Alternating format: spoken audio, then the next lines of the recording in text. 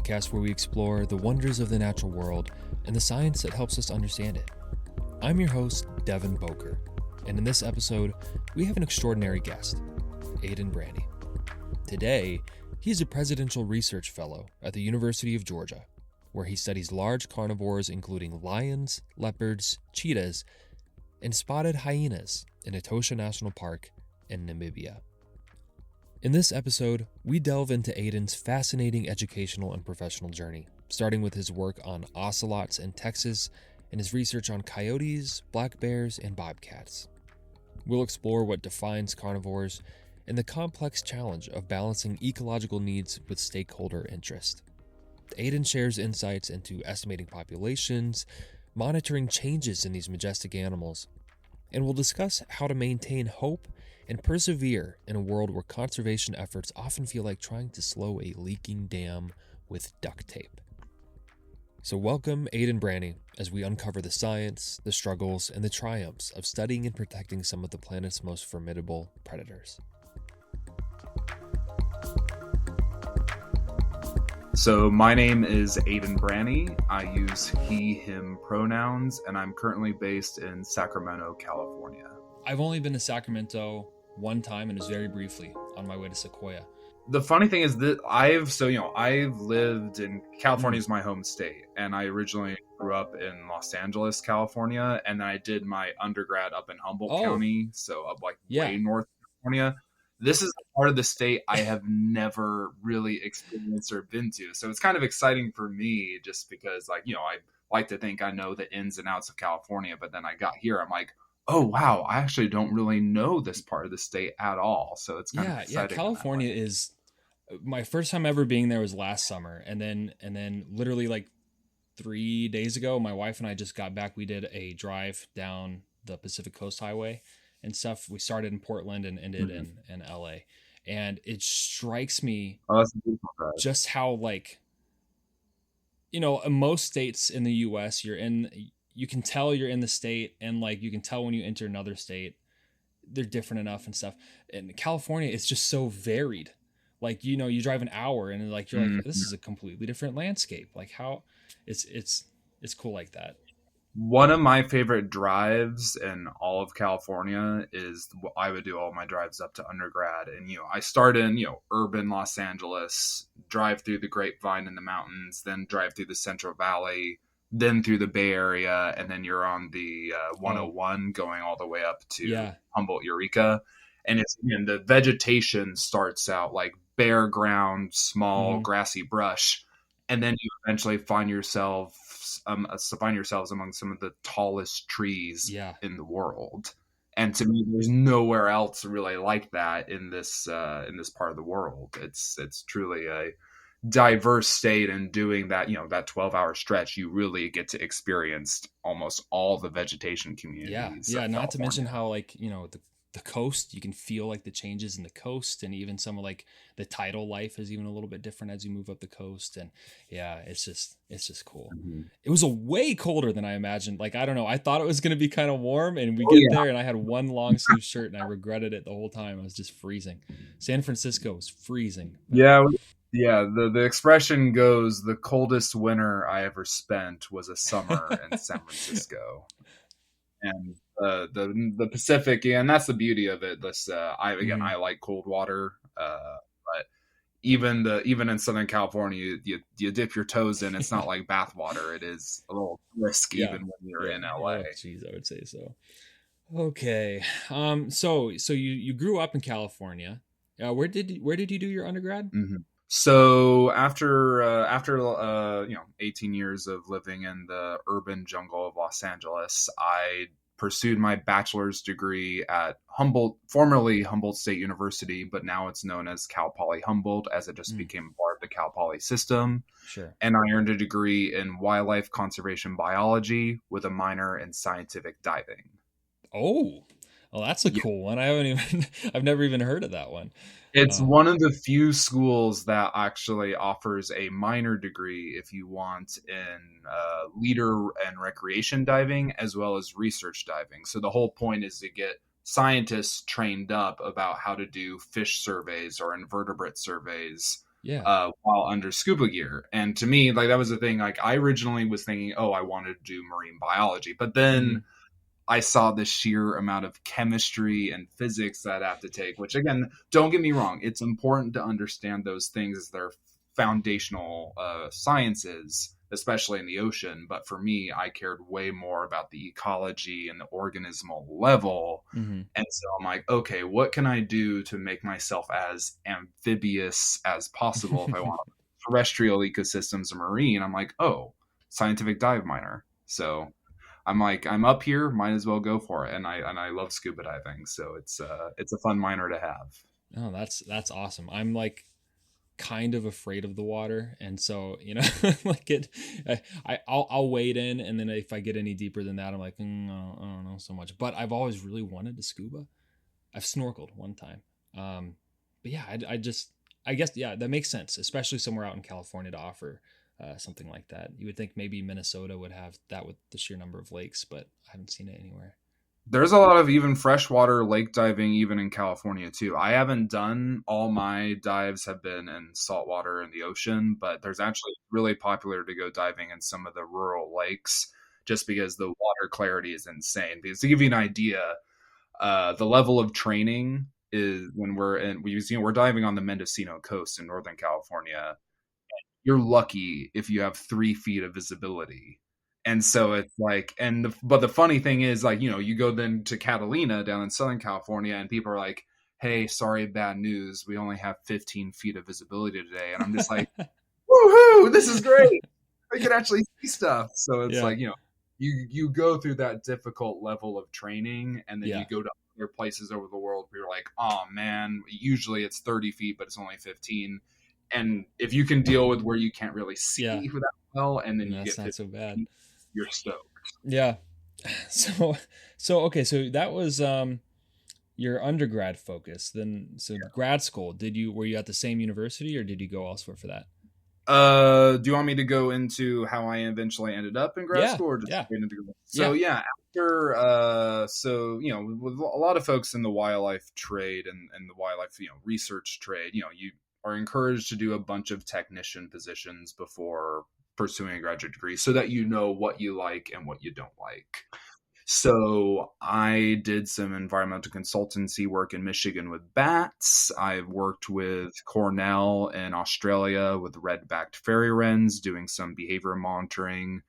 I eventually landed an internship with the National Park Service down in LA, the Santa Monica Mountains, where I got to work with both the herpetofauna, reptiles, and amphibians research, as well as in their bobcat division. And that's where really my carnivore ecology journey really starts, was being an intern with the National Park Service and helping catch bobcats for research purposes within the department. And then after the internship, and this is also in the middle of rise of COVID, so this is summer 2020, and they on this next job, I was working for the University of Washington, and they stuck me out in a tent for 3 months, and I was catching bobcats and coyotes for ongoing carnivore ecology research, because there was this huge project that came up known as the Washington Predator Prey Project. And for almost 100 years, wolves were believed to be extirpated from the U.S. and that part of the country. Yeah. And so, but in 2008, they recognized that wolves from Canada had come down and recolonized parts of their former range. And so, in that 12 years of time, wolves have been keeping on coming in from the northeastern corner of the state up by the Chewelah area, and even moving into the Okanagan side of the state as well. And so the whole part of it was like, okay, we have an ecosystem that for almost 100 years has not had this apex predator in the system. And how is Yeah. this going to affect the mountain Yeah. lions? How is this going to affect bobcats, coyotes, deer, elk? And so I was specifically on the mesocarnivore side of things, because wolves and coyotes kind of have this awkward relationship, because on the one hand, a wolf is going to drive a coyote out of its area. It can kill a coyote without even having to try. But a wolf can easily bring down an elk eat its fill and leave, and a coyote can come in and scavenge from the remains. Because a coyote in of itself is not going to be able to bring down a full adult elk. That's just not going to happen. So you have this kind of positive negative dynamic, which makes it really interesting from a research perspective, because you really want to understand how does this drastic change in ecological relationships have an effect within the system. So that's what I was doing up in Washington State. And then that's where it eventually led me to my grad school journey in Texas. Oh, Texas. That's where I'm originally from. Oh, what part of Yeah. the state? Houston. Oh, Houston the area. Houston area. Yeah. Okay. Yep. So I was in deep South Texas. I was about Mm. the 2 to 3 hours from the U.S. Mexico border. Do you know Corpus Oh. Christi? Yep. Corpus Christi. Yep. I was about 40 minutes from Corpus Christi in a city known as Kingsville, and I pursued a master's degree in their range and wildlife management program. And I was advised by two scientists, one who ran the Patton Center for Deer Research and the other who ran the feline research program at the department. It's kind of cool too that one's like the deer side and one's like The predator yeah, side, yeah. yeah, yeah. So thinking about I don't know how much you would have been involved with like this piece in particular or what you would have seen or anything, but it's always interesting to me, especially in areas where an animal has like repopulated, like the social dynamic, like the human dynamic piece and perceptions and things. I mean, did you ever, in terms of wolves coming back into California and monitoring those changes, which of course are going to happen, do you ever have any like interesting like interactions or anything with people? I mean, again, most of my experience was up in Washington with wolves coming back into the scene. That's right. That's right. Yep.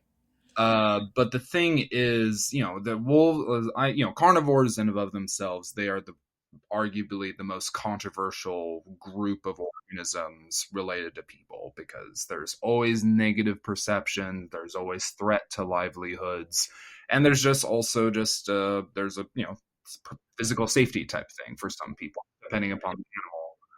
And so, I think there's especially it's kind of multifaceted in terms of understanding the social complexes around carnivores. Because on the one hand, you have this is a threat to my livelihood for livestock. So, wolves will take your sheep, they will take your calves. It is 100% true. And it really depends on, some states will subsidize you for your losses, depending upon types of programs are within state or federally, and others will not. And that's the biggest thing in terms of, I think, facilitating more coexistence between landowners and some of these apex predators, is trying to at least take the financial edge off of it. Because the way that, like, an example that I think of it, and this doesn't even involve wolves, but I've read stories in Montana, grizzly bear country, one of the most iconic bears in the world.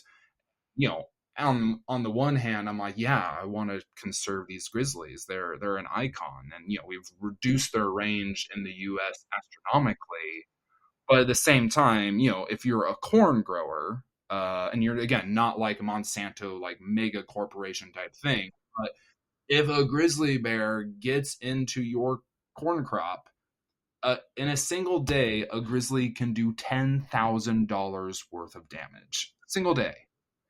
When you talk about those numbers, you go, oh my God. I mean, there's a certain level of empathy that you can feel, because it's not like, the corn is anti bear, but at the same time, this bear has learned, oh, if I just cross over the fence and, go by this large structure, I can find really sweet treats, and they'll proliferate off of that and keep coming back and keep furthering conflict. And so, there's the whole I would say definitely the financial side, that some programs, like, depending where you are in the states, do a really good job about trying to take the edge off of it.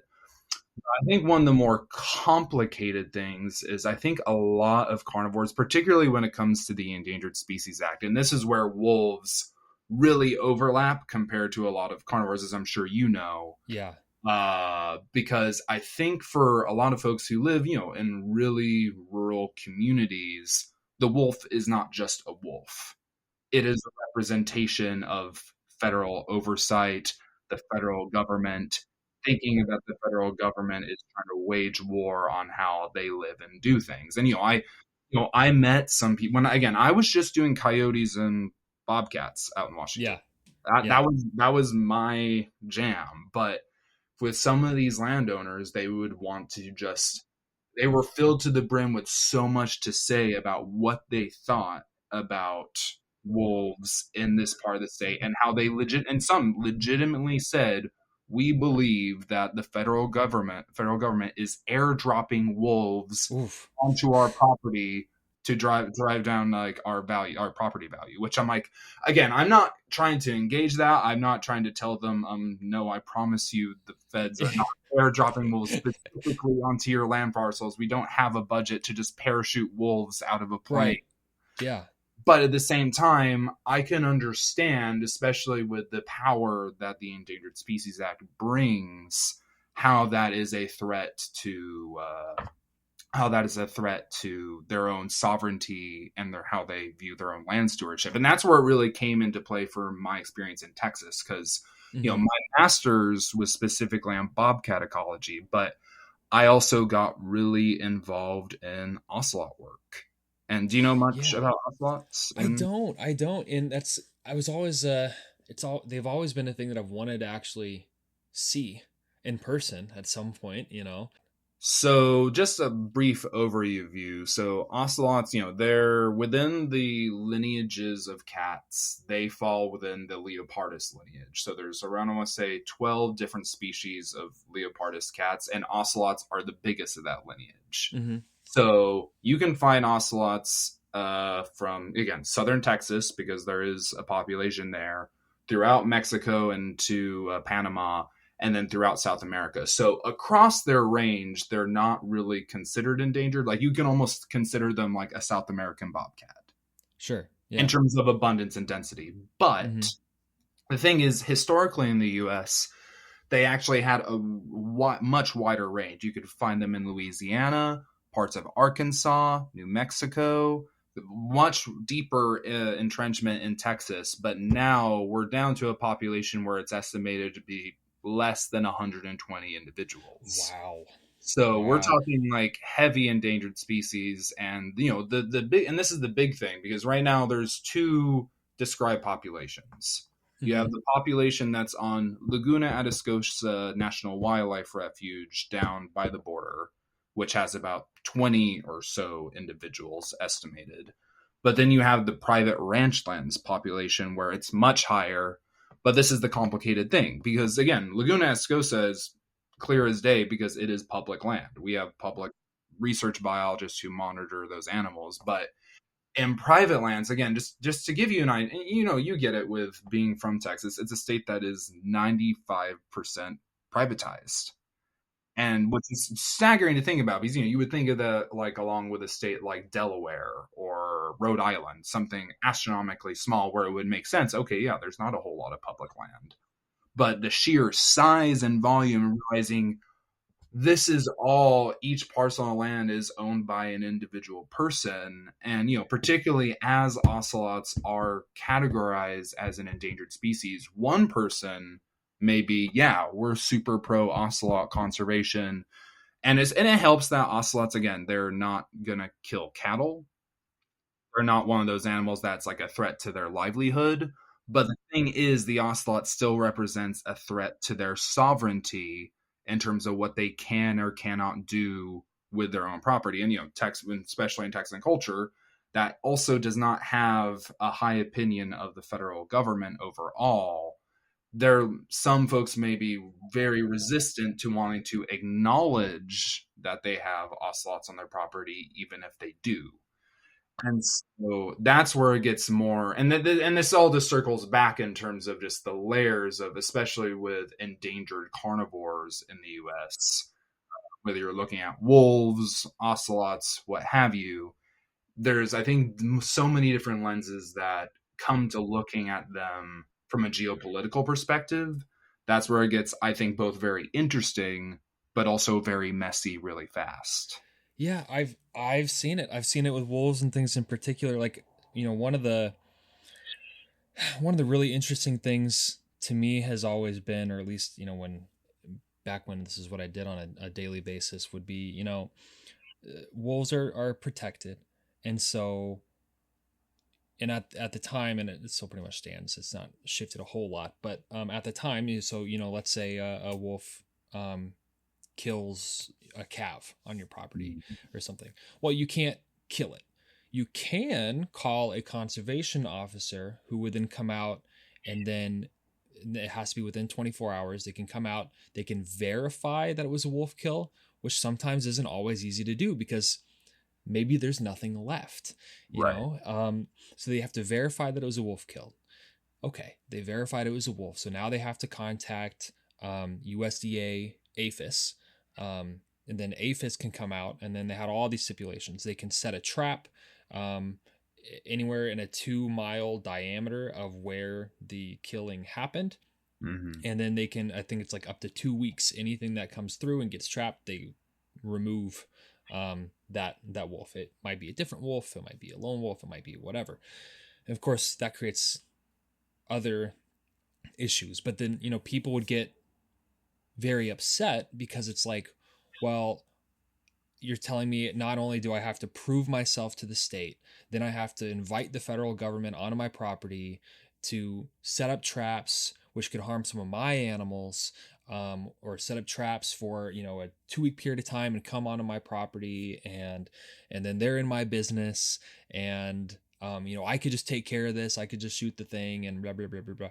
And it gets complicated. It gets messy really, really quick, especially. And the tricky part is, and this is not to say, this is not to say it's a majority of the time, I would not say it's like the fault or anything like that of the landowner or anything like that. But there have been many circumstances that I've seen where it's like you're deep in wolf country, surrounded by national or like federally owned land or state owned land where that there are wolf packs and things, and then you have zero predation protections whatsoever. And so, like, I'd be going through conservation officer reports, and it's the same property 18 times in a row. Getting hammered. Yeah. Yep. And getting that financial piece, getting, so it's like, it was like $2,500 or something like that. So, 18 times $2,500. So you're going, okay. So it's like they're getting the compensation. They're also not doing anything to prevent it per se. They're getting $2,500 each time. Like, so, oh my gosh, the whole topic, it gets so complicated so quickly. It does, and that's the funny thing is I think so. I mean, again, there are responsible like livestock owners Yeah, out there. absolutely. Yep.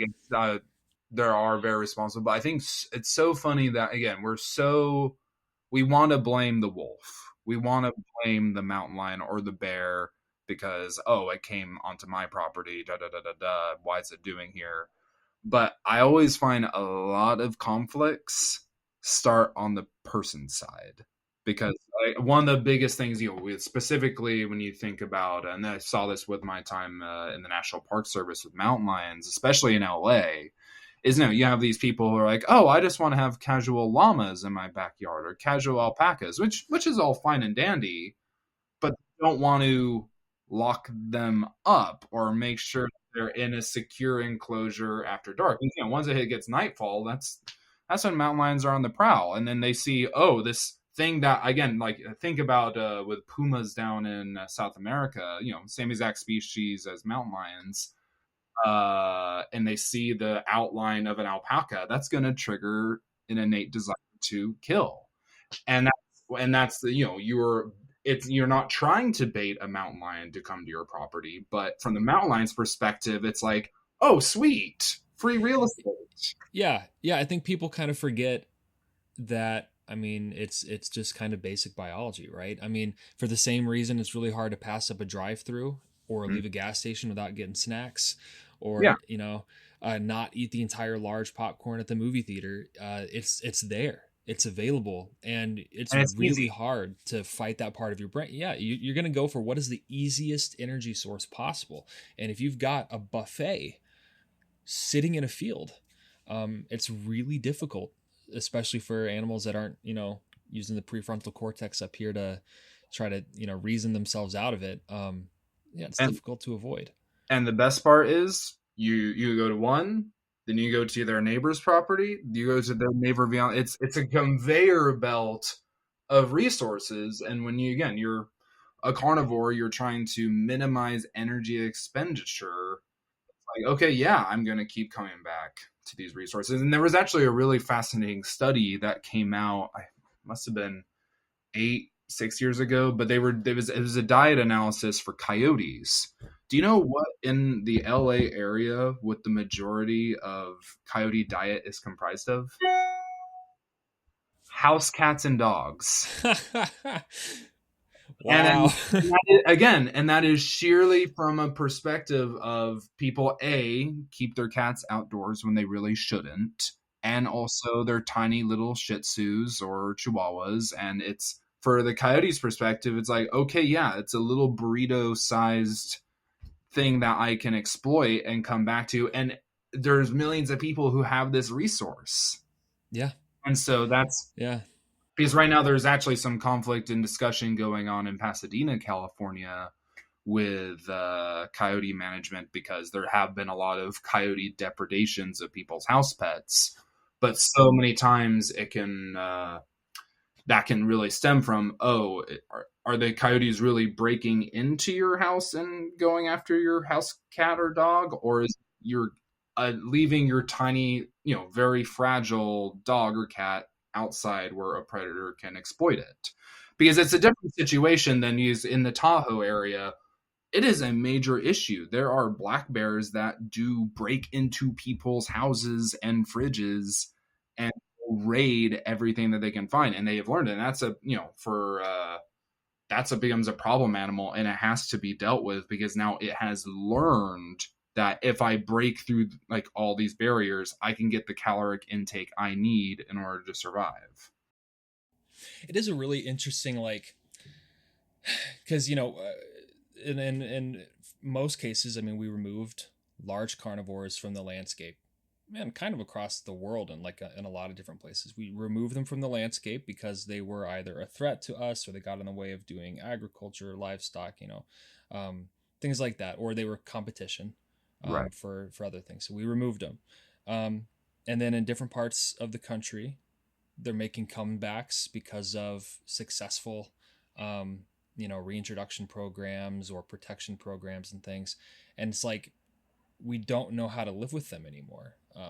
It's like it's like, well, no, this is completely natural, and you are the human in this situation, so potentially maybe you could think your way like ahead of time, think your way through this one a little bit, and like, fencing, flagery, predator lights, guard animals, human presence, bringing animals inside in the evening, and then we just, it's like, I feel like there's some where it's like, well, no, I don't want to do those things. Like that's like I have to do it. I have to do that preventative work, and it's like, oh, yeah. I mean, I've even had situations where I've made, I had grant money available, and I've made financial offers to people like, I can get you, these pieces of equipment and help you get them set up on your property here, here, and here, and like done property evaluations and stuff. And they're like,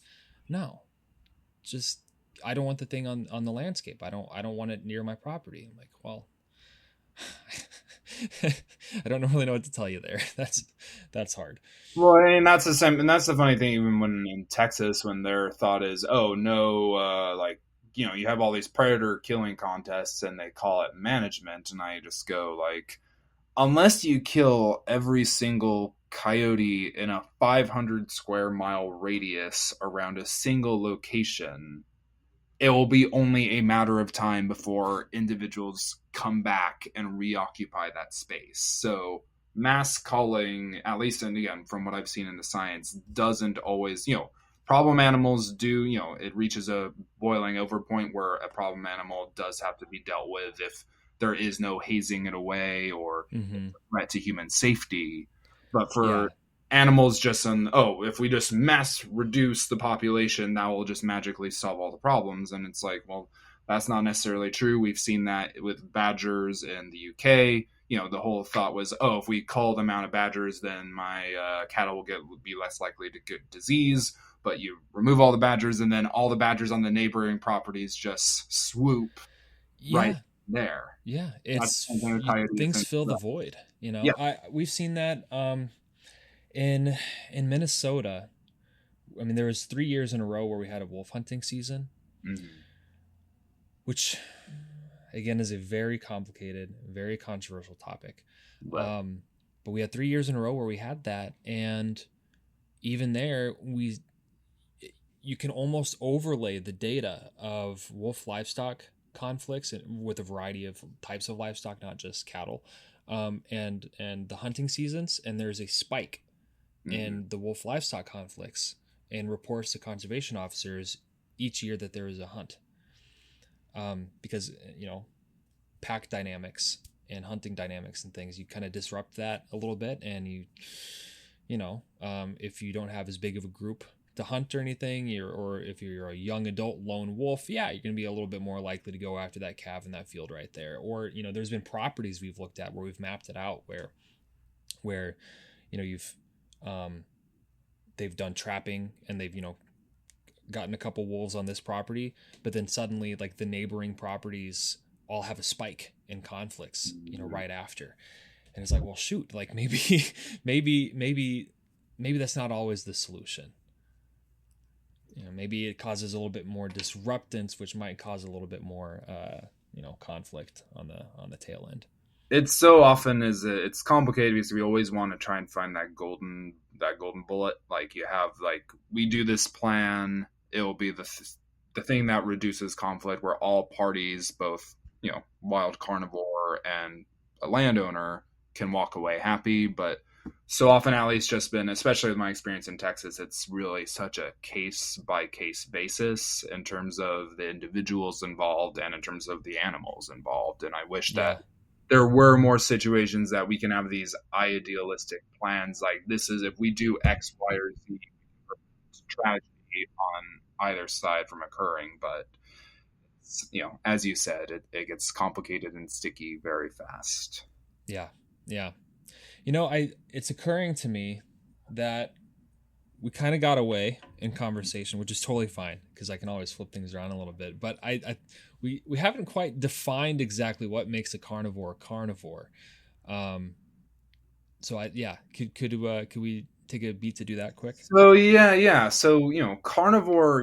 To me, there's two kind of definitions of the term, because Mm-hmm. on the one hand, you have the diet term. So anything that eats meat in order to survive, and that's in that clade. You could definitely put snakes in there. You could put sharks.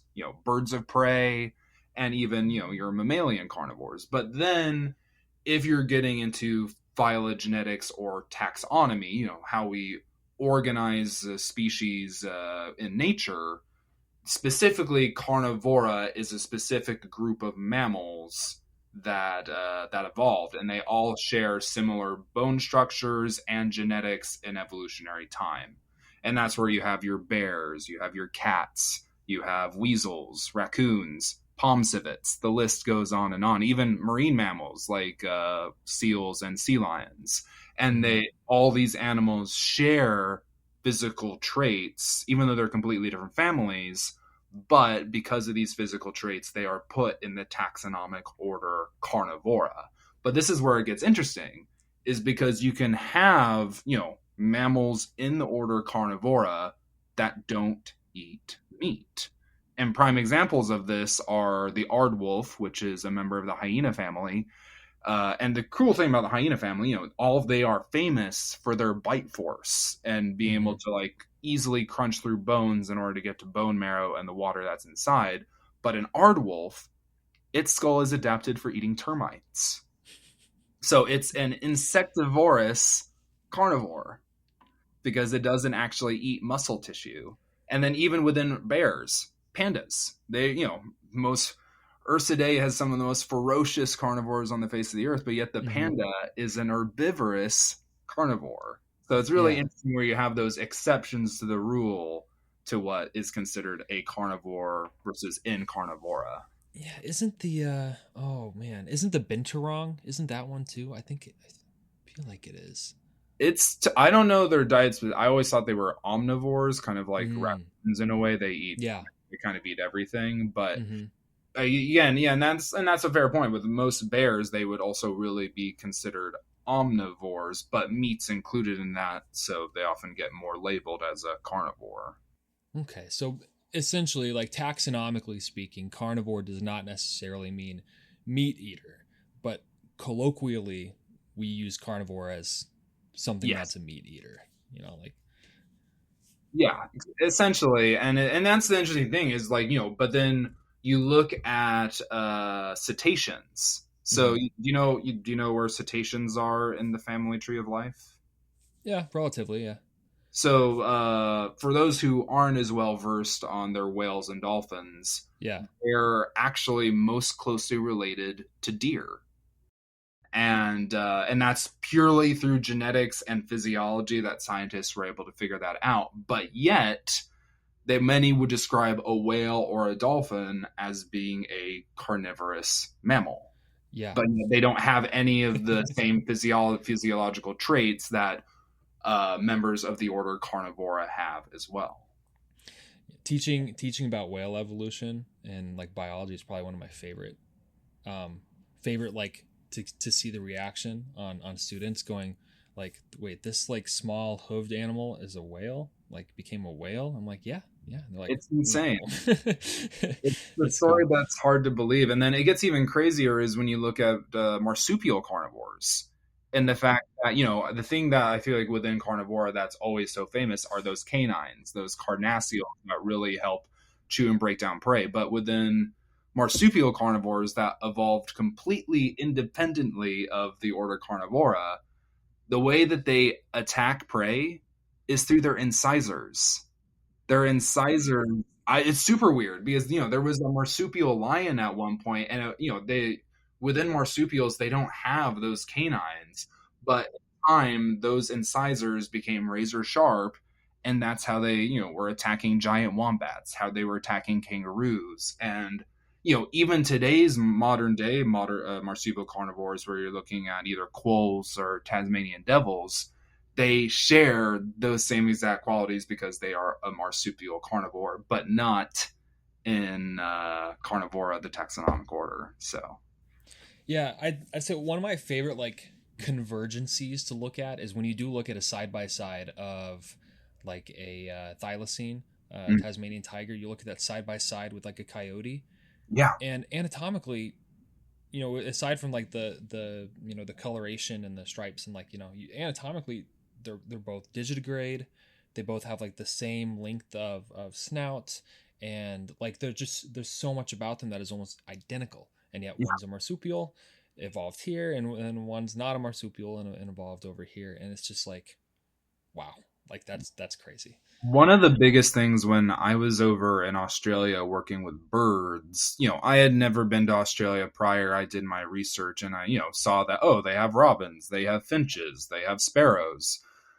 But the thing that's as it's just a constant reminder is that even though common name wise we call them those things, but that's because some white ornithologist in the 1800s was like, oh, that looks like a robin, then it's going to be a robin.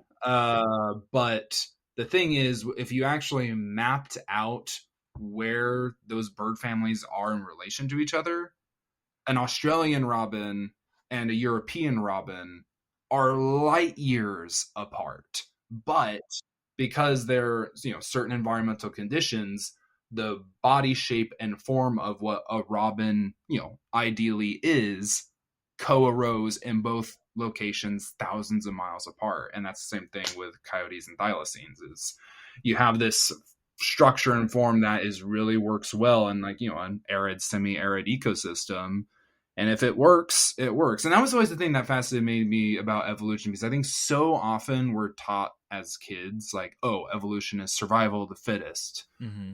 To me, I don't think that's actually right. To me, it's more of it's survival of what works. Yeah.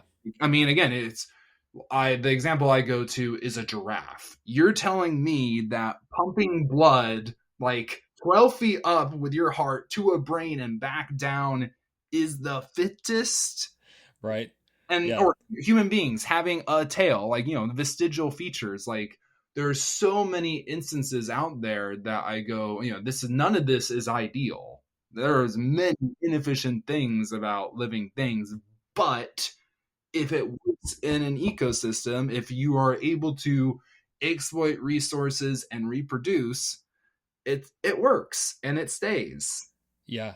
Yeah. That's what I always try to get across, because yeah, survival of the fittest is such like an ingrained idea. I mean, even kids like who haven't even learned about evolution yet, when we start talking about it, they're like, "Oh, survival of the fittest." I'm like, "Oh my gosh!" Like you already had that idea.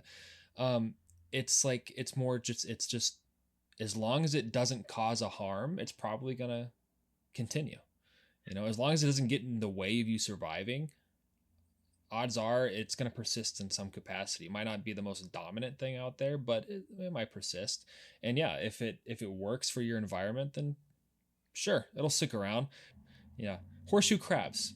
Yeah. Horseshoe crabs have all of the mass extinctions that they've been around for have persisted, and there's really nothing particularly, tough about them. They're just works for their environment. It does. Well, and then you get into those situations where an animal develops trait that no longer benefits. I mean, I forget, there was a paper that came out that talked about there was a ancient species of crab that actually, there was such extreme sexual selection that occurred that it actually developed a phallus so large it actually became too difficult to actually reproduce with it. Yeah. And an example of, again, we think about, oh yeah, the most fit, like this guy's hung, but in the end, it became a deleterious effect on the species, and that was a product of it kept getting selected for, but it ultimately did not benefit the species in the long run. Mm-hmm. So it's One of my, and I know this is kind of off topic, but it's so cool to me. One of my favorite examples is club wing manakin.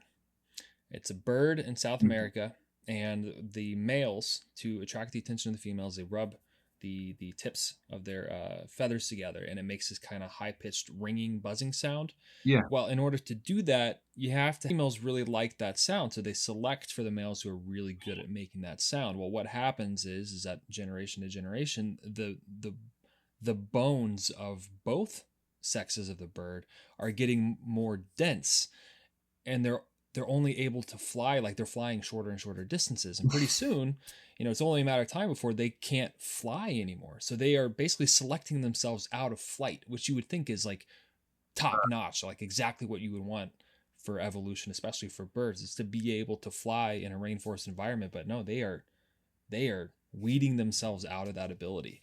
Okay, so carnivores in terms of ecology.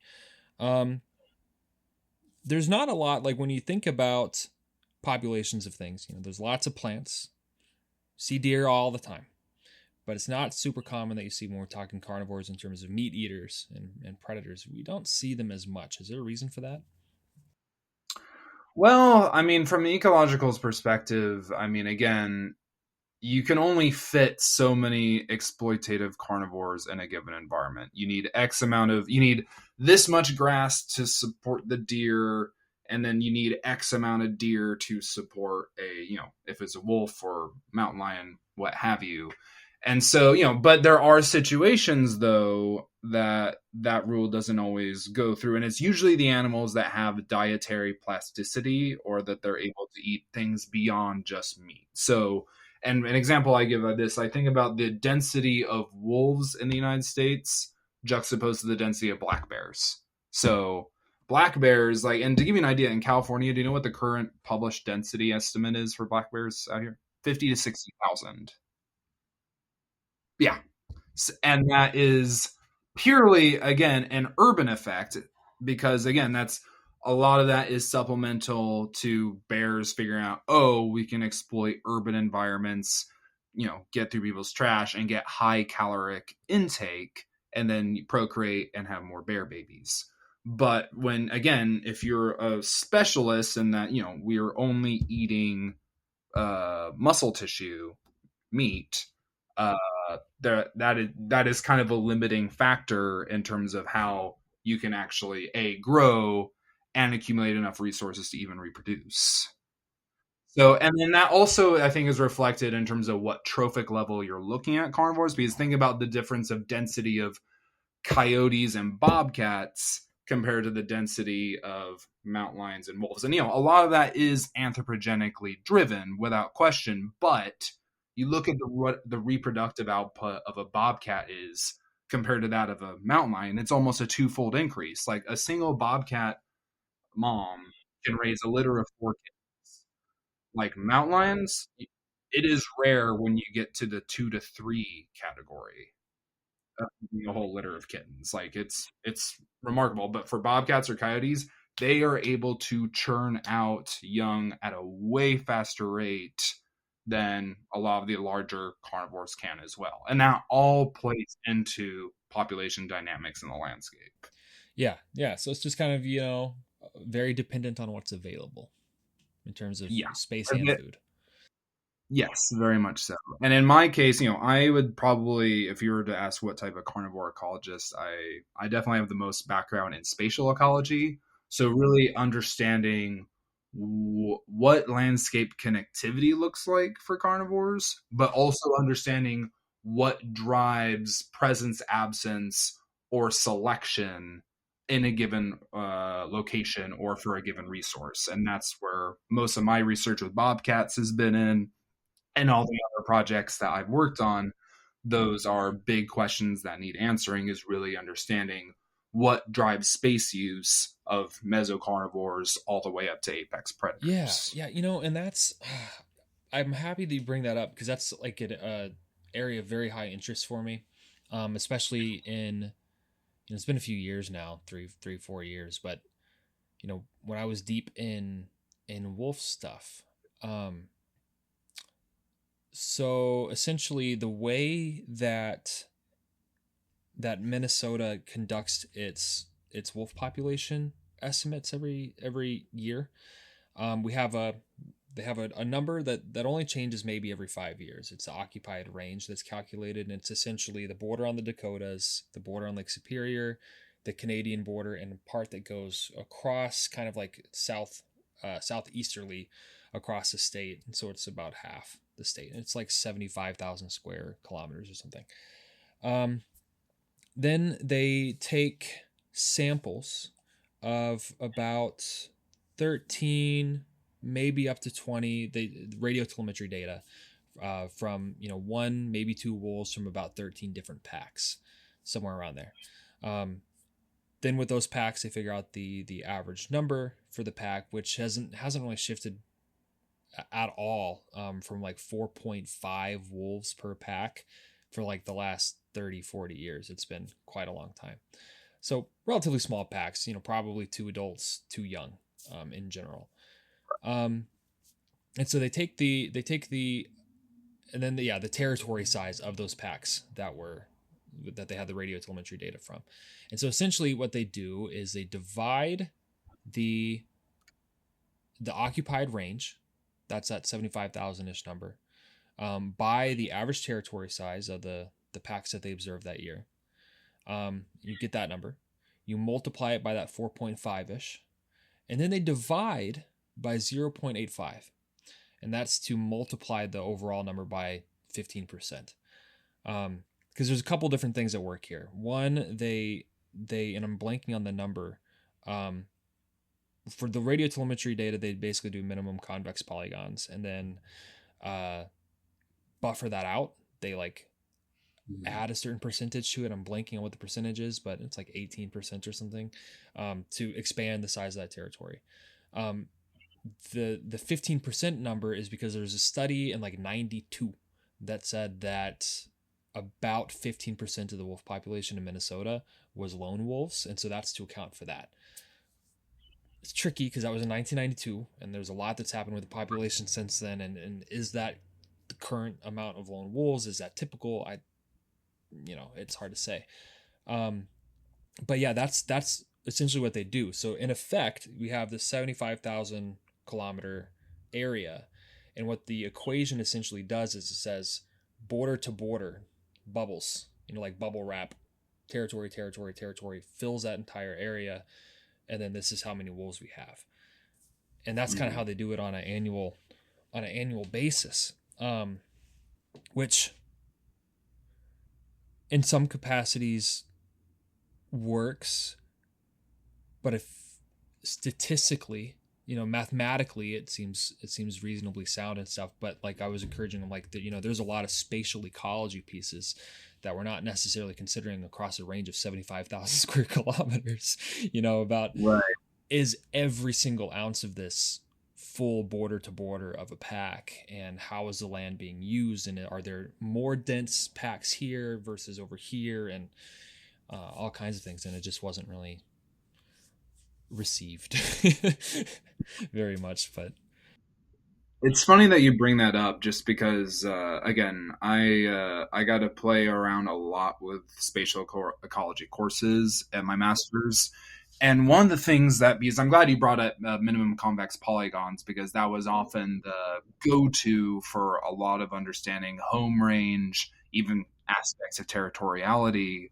But it's wild that technology has gotten so much more advanced, because it used to be that folks were terrified to have high resolution data, because they were like, oh, everything's going to be autocorrelated, and if you're trying to make inference or trying to have like independence within your sample, then you're like, oh, well, it's no good.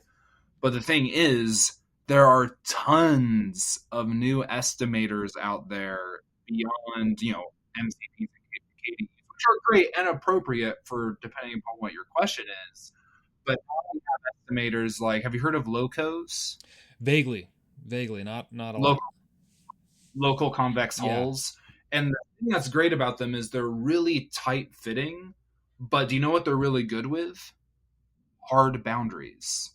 Like, say you had coastal wolves or like a lake, it will build the home range estimator and account for hard boundaries where it's biologically impossible that an animal is actually here, based on what the distribution of points are actually located around.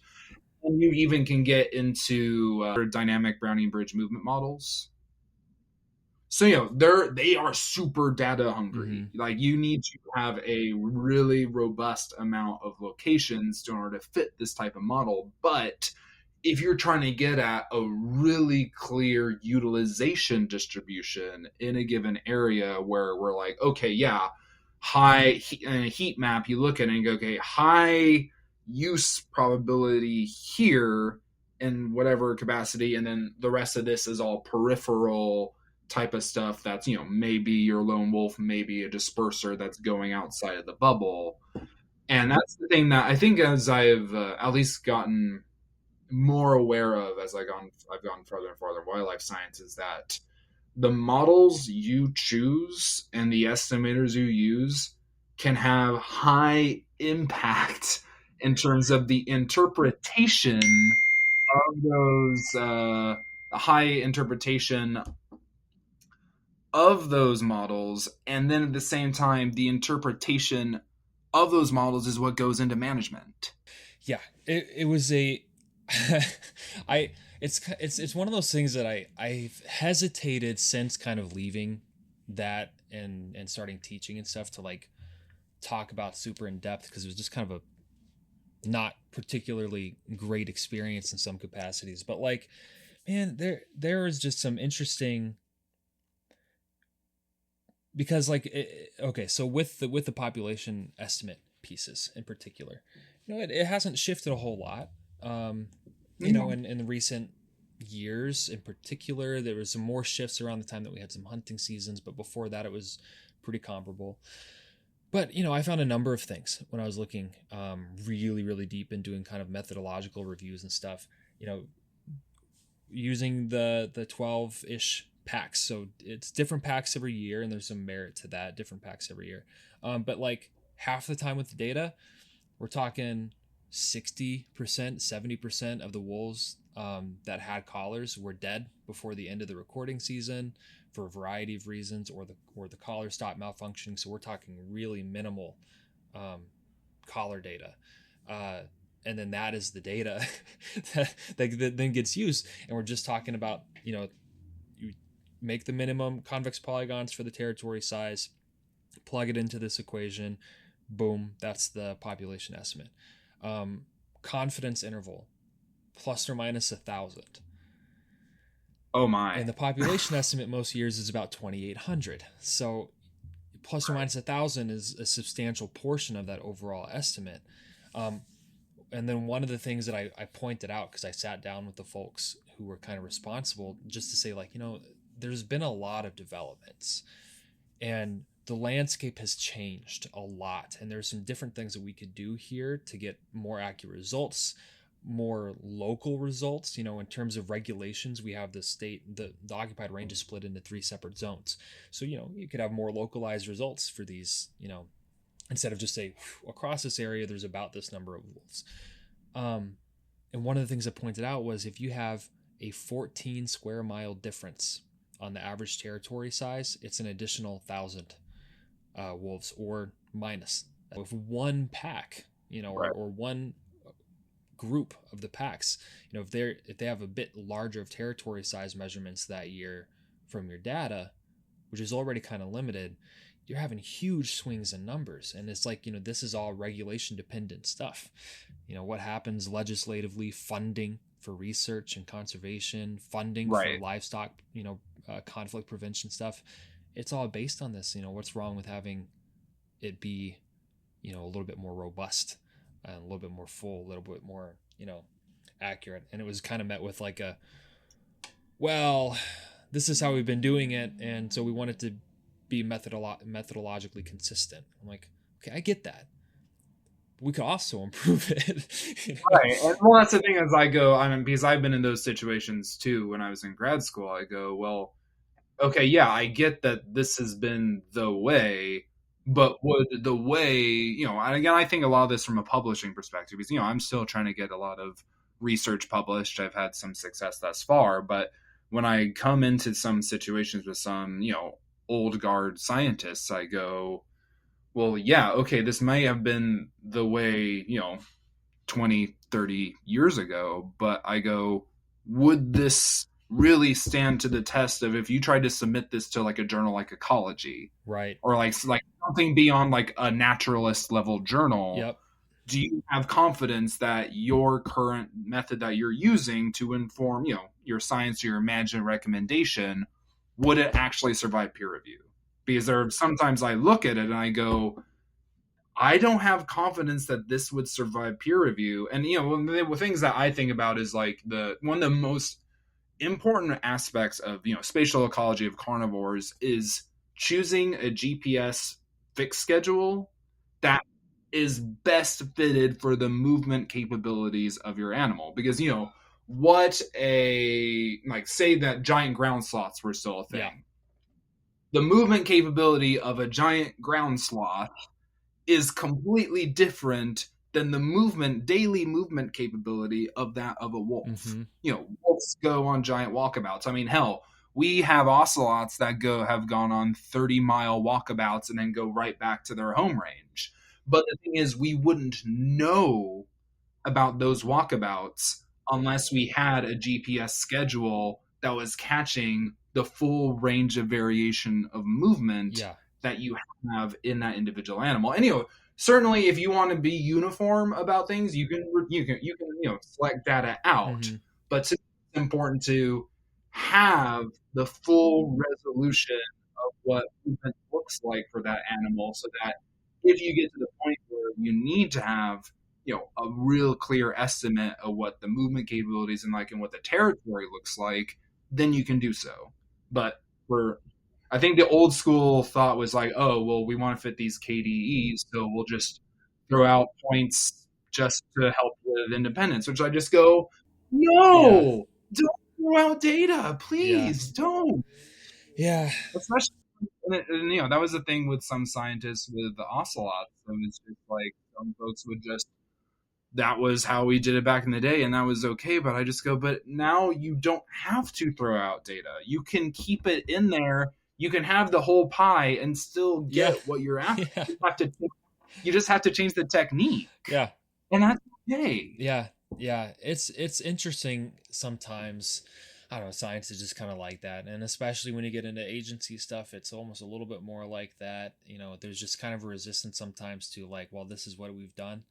And it's like, I know, but but isn't that the point of science is like you find new ways and you get better data, and technology has developed so much in the last 2 years that there's things you can do now that you wouldn't have even fathomed 5-10 years ago. It's insane to me that now, like, do you know much about hidden Markov Mm. models? So for those of you who don't know what a hidden Markov model is, it's a basically a you can kind of think of it as a habitat selection model, but it's also a movement model. And what it's really and it uses accelerometer data. So an Oh, accelerometer okay. measures like the speed at which a collar is put into action. So when an animal is sitting, the accelerometer isn't collecting much. But say you have an animal that's going for a walk, the accelerometer is going to be able to pick that up.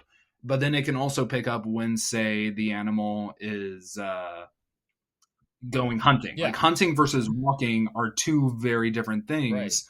And so with these hidden Markov models, you can isolate behavior of that animal just based on the accelerometer and the location data. That's And awesome. so when you which is super cool Yeah. because then you can really isolate, okay, these are likely rest sites. This is likely even but especially if you have a female animal, this could be a den location, and we have confidence in that because if we run the hidden Markov model, we'd see that there's a lot of sitting around for long periods of time in this zone as opposed to all these circles around it. That's this is an exploratory movement. Yeah. This is a hunting cursorial Right. thing, You have but hunting movements, and then after those hunting movements, they're all returning to about that same point. Yeah. but then you have but the thing is back in the day you would have them returning to this kind of erogenous zone, but because the way the model you can really separate that out in layers, and that only has come from development of collars. And it's one of those things like in my ideal world I wish that we didn't necessarily have to put GPS collars on animals from an ethical standpoint, just because it is that there is a level of invasion there. It has allowed us to be more precise in understanding animal movements and where they go. But the cool thing is that I also know that's happening is that do you know what how big the first GPS collar was? Mm-mm. It was put on an elephant and it needed a car battery to Oh, run it. jeez.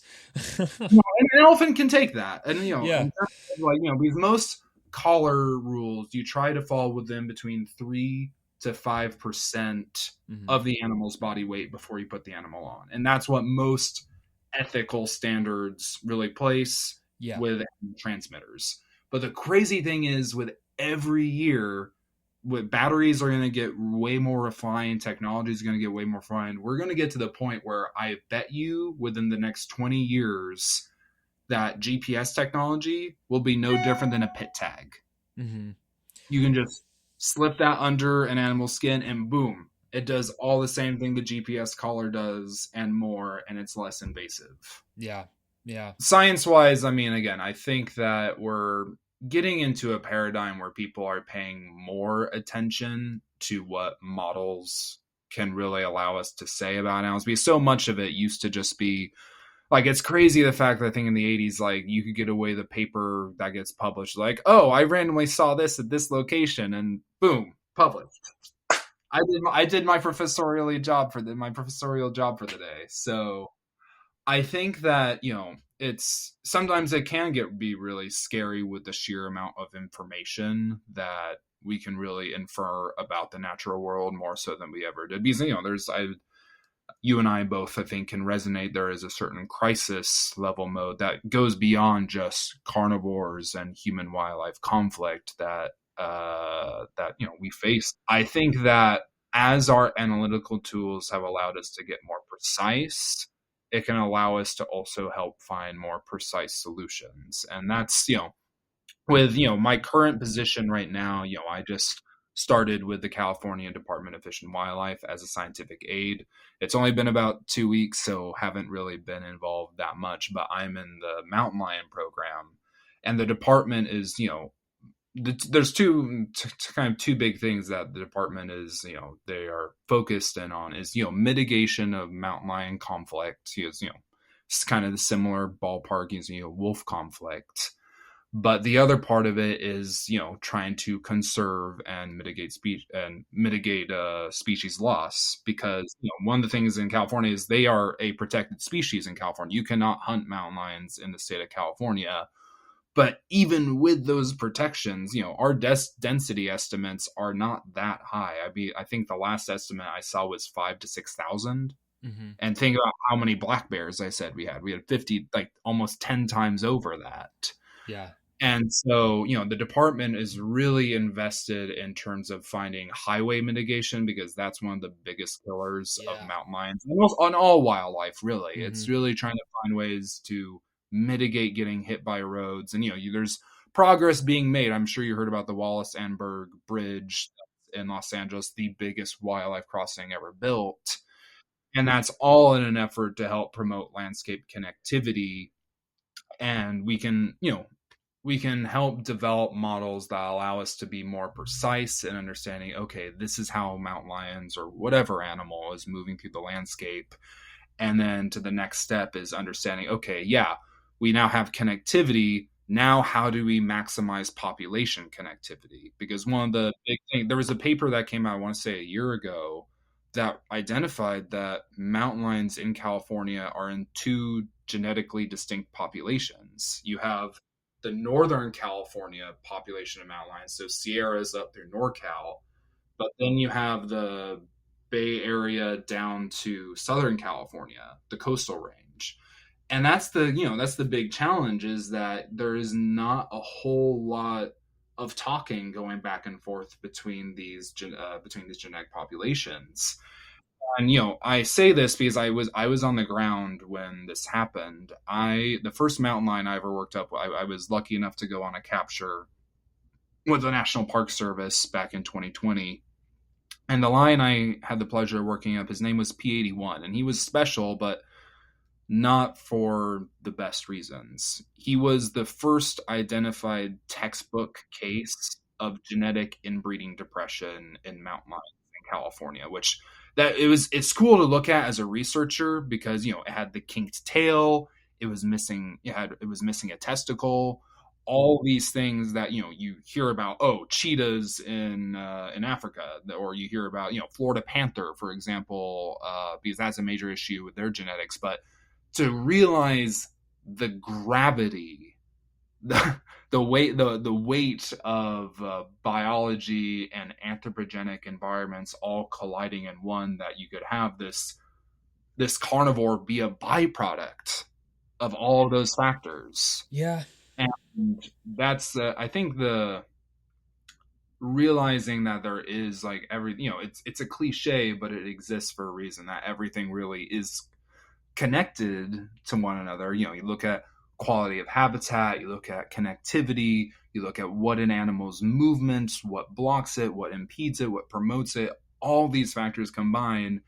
And on the organismal level, you see the byproduct of those types of landscapes. You see the byproduct of policy. There's been a lot of legislation effort to try and, prevent these second generation anticoagulant rodenticides from being used. That's a major issue in California for carnivore conservation beyond just mountain lions. Fishers and martens are really negatively impacted up in Northern California. But it's one of those things that when you're, whether you're looking behind a computer desk or you're on the ground, your hands are in the mouth of a mountain lion taking tooth photos, it all comes crashing around you, realizing that it's all really the same thing that we're getting at. And I think if more people take ownership and understanding of how whatever they're doing, whatever their aspirations in life, however their what they ultimately aspire to be, to a certain extent, it has an impact, and it will continue to have an impact, for as long as the human condition exists. Yeah. Yeah. You know, it's kind of one of those, and it's kind of depressing, to even like think about, but it's also like reality. I feel like so often, and when it comes to conversations about conservation, even sometimes reintroduction of species, it almost feels like when you pan out a little bit, it's like the slowing of a leak, which can be a little tough to like face and say, yep, that's kind of what's going on in some ways. You're doing what you can, but at the same, being up against those anthropogenic factors and things, it's kind of like the wall. It's like on Star Wars, like on A New Hope, you're in the trash compactor, and you're trying to conserve this species, but the wall keeps pushing anyway, and so you're doing what you can against the wall, but then the wall keeps moving, and every once in a while it stops for a little bit, but then it moves a little bit more, and that's tough. And I have to think that, I guess there's maybe three kinds of people when it comes to facing that reality. There's, I want to do something about it, which, awesome, good on you. If that's a career, if that's education, whatever that might be, to be able to do that work, it's needed, it's important. You'll have that moment where it's almost like a bit of a grief, where you go, wow, I'm working to conserve. I'll use Isle Royale as an example. Reintroducing wolves to Isle Royale was, heralded, it was applauded, it was celebrated. And then at the same time, I'm talking to Vucetich, and Vucetich is like, we can acknowledge that in the next 50 years, it's likely that wolves won't be able to live on the island, because moose will probably not be able to live on the island. They will be gone from the island, and therefore we will probably not be able to see a persistence in the carnivore population on Isle Royale. So I was like, well, why are we doing the reintroduction? It brings so many things up. And then there's people who care, but they care too much and they don't really know what to do about it, so they look the other way. And then there's people who just go, what's it to you? What's it to me? What's it to me? It doesn't. I don't care if that, whatever. And then just don't care at all. And I think it's that middle group that is the most important to reach, and at times also the most difficult to reach. Yeah. Because it's like there's all these things to care about, but it's like, what do you do? And there's pieces of it that are personal. There's pieces of it that are legislative. There's all kinds of stuff. Economics. Yeah. I think that's the thing that a lot of people don't realize, because I'm working on a paper that's related to reintroduction, and I think there's a big component, like, people just think, oh, it's just breed a bunch of animals and put them back out. But at the same time, it's way more complicated than that, because there's a huge economic component. There's a huge legislative component. And it's about trying to, okay, yeah, we're putting them back on the ground, but we might make sure they live. Right. And that's, and there's been some great success stories, and I think that's the thing too, like, waves of despair, I would say, are natural in the environmental sciences field. I mean, especially when you look at things in historical context and think about the biodiversity that did exist in this world. Yeah. But despite those overwhelming thoughts of loss, there's been a lot of good that's been done. I mean, again, we have had tons of species that were on the verge of being wiped off the face of the earth that we brought back. We brought them back from the verge of extinction. We're working on trying to make more sustainable ecosystems. We're working to make more resilient ecosystems in the onslaught of climate change. And, I'll come back to carnivores, because, in Texas, it's a landscape that's hostile to carnivores, but there's NGOs in Texas that are actually working to reintroduce ocelots to other parts of their former range in South Texas. And they're trying to get ranchers and other people realizing, hey, if ocelots are not a threat to us, we raise livestock, but we also are major advocates for ocelots and letting them Yeah. coexist in these spaces. And then those are the types of moments you live for, where you can have a Texas rancher and go, yeah, I'll have ocelots on my property. It doesn't bother me none. They're not doing their thing. And they get to re-exist in a landscape, like reoccur in a landscape that they've been absent from for almost 100 Yeah. years. Yeah. And so, again, because I empathize with you very much, because I get thrown into those things. Why do we do these things when there's powers and forces that beyond just what any human being individual can control? But then I also do look at, okay, yeah, there are horrifying things that have happened, but there's also a lot of beauty and a lot of good that people have been able to lead despite great challenges of adversity, both ecological and politically. Mm-hmm.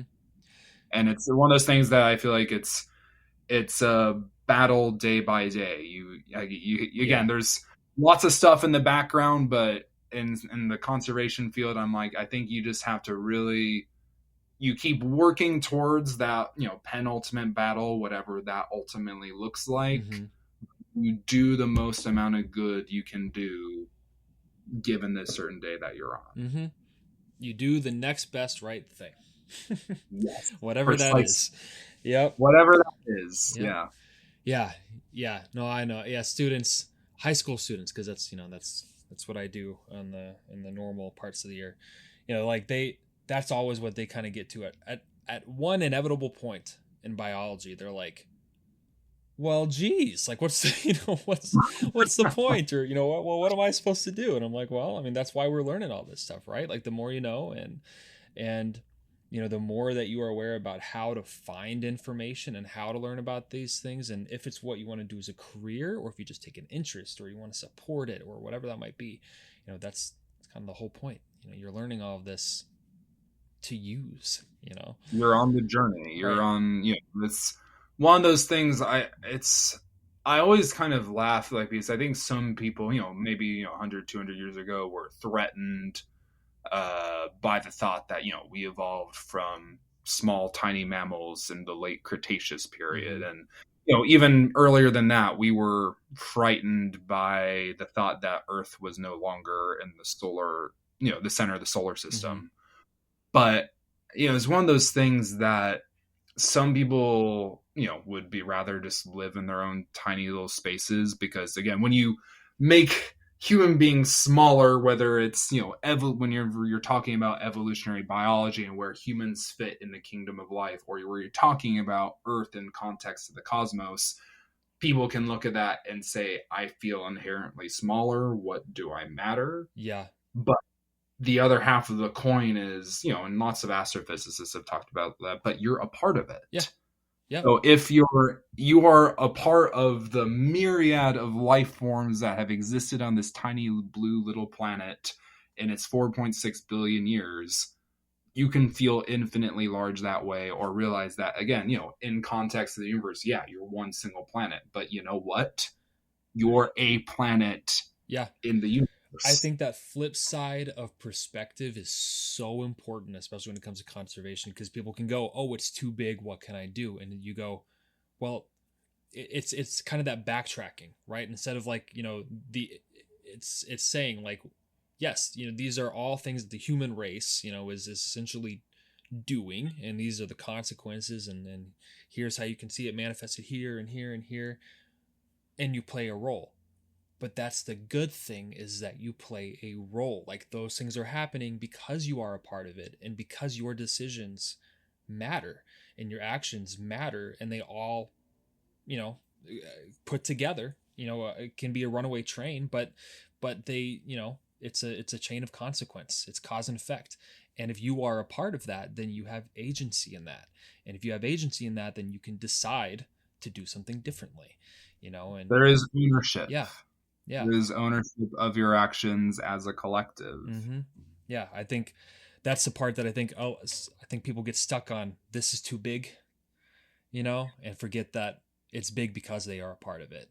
And, there's things that they can do to make it a little less big. Right. Our conversation today ends with a note of hope. With all of the news, all of the change, it's easy to feel discouraged. But it's important to remember that every effort counts, and every step forward matters. Together, with the dedication of scientists like Aidan and the support of passionate individuals like you, we can make a difference. Thank you so much for joining us on this episode of The Wildlife. Stay curious, stay hopeful, and keep exploring the wonders of our natural world. Until next time, I'm Devin Boker, reminding you that every action, no matter how small, contributes to the greater good.